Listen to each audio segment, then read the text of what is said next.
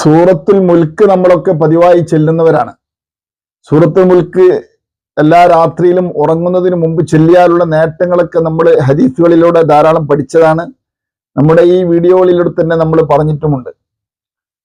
കൂടാതെ മഹാന്മാരായ ചില സ്വാലിഹീങ്ങൾ പറഞ്ഞത് മൻ ദാവമാര സൂറത്തിൽ മുൽക്ക് യറാ ഖൈറഹു ഫി നഫ്സിഹി വാഹിലിഹി.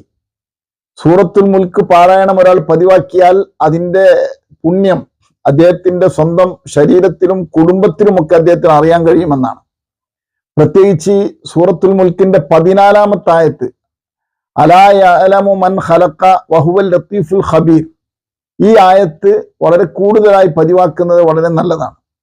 പ്രത്യേകിച്ച് അതിൻ്റെ ഒരു കണക്ക് 2012 തവണ അത് ചെല്ലാൻ കഴിയുമ്പോൾ അത് വലിയ ഭാഗ്യമുണ്ടാകുമെന്ന്, ഒരുപാട് സിറുകളും അത്ഭുതങ്ങളും അതിൻ്റെ പിന്നിൽ ഒളിഞ്ഞിരിപ്പുണ്ടെന്ന് മഹാന്മാരായ സ്വാലിഹീങ്ങൾ പറഞ്ഞതായി നമ്മുടെ മുഹമ്മദ് മാലിക് തങ്ങളുടെ അബ്വാബുൽ ഫർജ് നോക്കിയാൽ കാണാം.